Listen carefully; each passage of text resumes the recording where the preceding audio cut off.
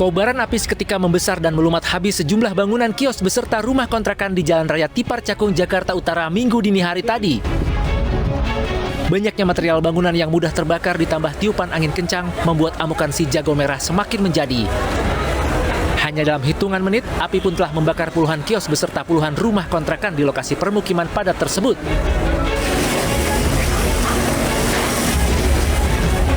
Kendati sempat kesulitan menjangkau titik api, namun 11 unit mobil pemadam kebakaran yang diterjunkan ke lokasi akhirnya mampu menjinakkan si jago merah dengan tempo setengah jam.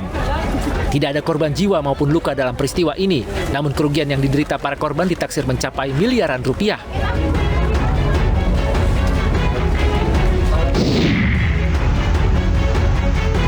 Kecelakaan menimpa grup musik Setia Band yang digawangi Charlie Van Houten. Kecelakaan terjadi di ruas tol Padalarang, Kabupaten Bandung, Jawa Barat. Akibat kecelakaan, kendaraan yang ditumpangi Charlie dan kru Setia Band rusak parah. Meski demikian, kondisi Charlie dinyatakan selamat, sementara salah satu kru Setia Band mengalami luka serius. Saat kecelakaan, kendaraan yang ditumpangi Charlie melaju dari arah Jakarta menuju Bandung. Saat akan mendahului truk, pengemudi kehilangan kendali dan menabrak bagian belakang truk. Kasus kecelakaan ini kini ditangani Polres Cimahi, Jawa Barat.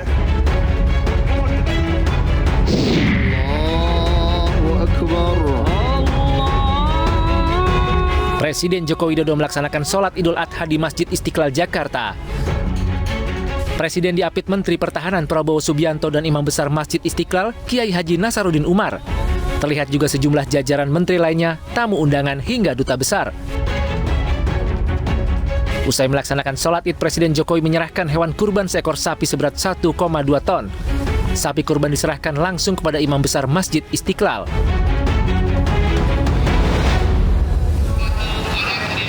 Ya, sejumlah kejadian lucu mewarnai rangkaian kegiatan penyembelihan hewan kurban di berbagai daerah. Mulai dari sapi yang kabur ke dalam toko hingga masuk ke selokan dan harus dievakuasi petugas damkar.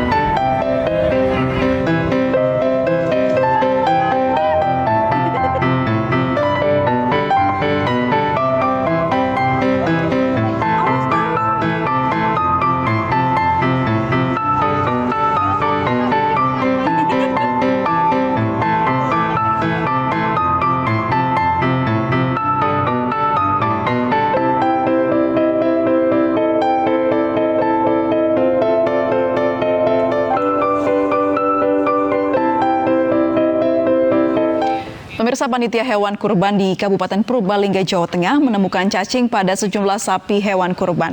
Jeroan tersebut langsung dimusnahkan agar tidak dikonsumsi masyarakat.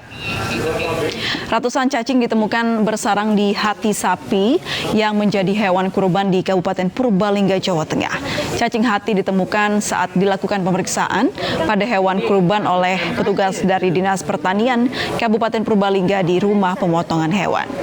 Dari 22 ekor sapi kurban, 3 ekor sapi diantaranya mengidap cacing hati. Meski tidak berbahaya, namun hati sapi bercacing ini tidak layak konsumsi sehingga langsung dimusnahkan.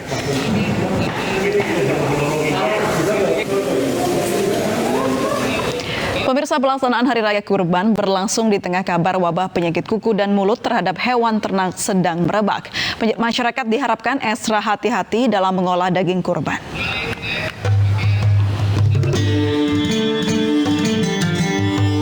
Usai melaksanakan pemotongan hewan kurban pada Hari Raya Idul Adha, panitia menyalurkan daging kepada masyarakat. Namun wabah penyakit mulut dan kuku yang menyerang hewan ternak beberapa pekan terakhir membuat masyarakat harus tetap ekstra hati-hati dalam mengolah daging. Virus PMK biasanya menyerang hewan kurban di bagian mulut, jeroan, dan kaki. Sebelum mengolah dan memasak daging kurban, masyarakat perlu mencermati beberapa hal di antaranya.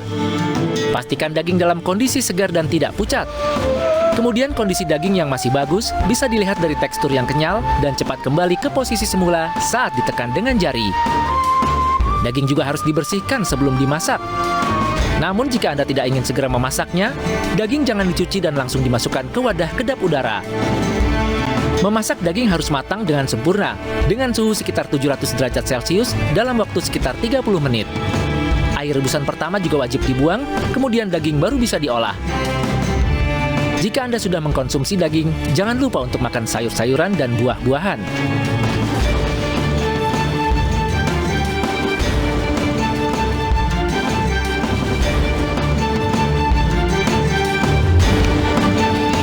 Dan pemirsa, untuk membahas terkait cara aman mengolah dan konsumsi daging kurban, kita sudah terhubung dengan Kepala Dinas Ketahanan Pangan, Kelautan, dan Pertanian, Ibu Suharini Eliawati. Selamat sore, Assalamualaikum Ibu Suharini. Selamat sore, Waalaikumsalam warahmatullahi wabarakatuh. Panggil saja saya Eli, Mbak.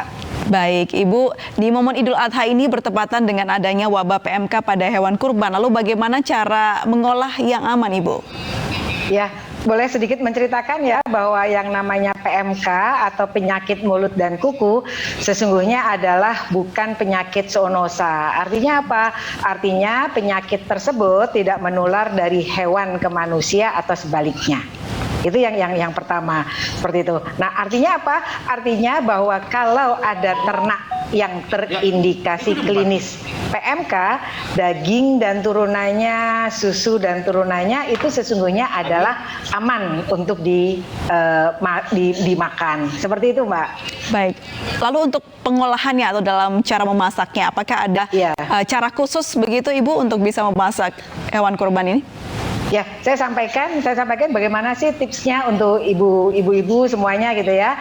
Yang pertama, saya sarankan untuk tidak dicuci dagingnya. Tapi kalau ada kotoran seperti itu di pinggir-pinggirnya, seperti itu misalnya ada kena tanah sedikit atau masih basah seperti itu, dilap-lap saja pakai tisu atau digunting atau diambil itu, disayat bagian-bagian yang terkena tanah itu. Kemudian dibungkus pakai plastik urep gitu dan disimpan ke dalam kulkas. Itu yang pertama. Kemudian yang kedua, potonglah dalam bentuk yang kecil-kecil.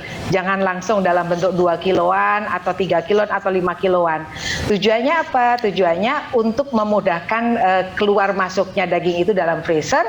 Kemudian kita mengambil secukupnya kita pada saat akan memasak. Itu yang kedua. Kemudian yang ketiga, selanjutnya adalah bagaimana kita seperti itu ya, setelah potongan-potongan dalam bentuk yang kecil seperti itu, saya sampaikan kita mengeluarkan gitu dalam, kalau dari freezer seperti itu, kita keluarkan kemudian kita tunggu dulu, jangan langsung dari freezer langsung dimasak. Jadi biarkan dulu dia menjadi suhu yang normal terlebih dahulu. Seperti itu, Mbak. Baik, Ibu, kalau misalkan masyarakat ingin menyimpan ke dalam freezer atau lemari es begitu ya, berapa lama masanya untuk daging kambing maupun sapi? Ya, dengan catatan saya sampaikan, dengan catatan suhu normalnya itu tetap stabil, jangan turun naik, jangan tiba-tiba dingin, tiba-tiba tidak minus lagi.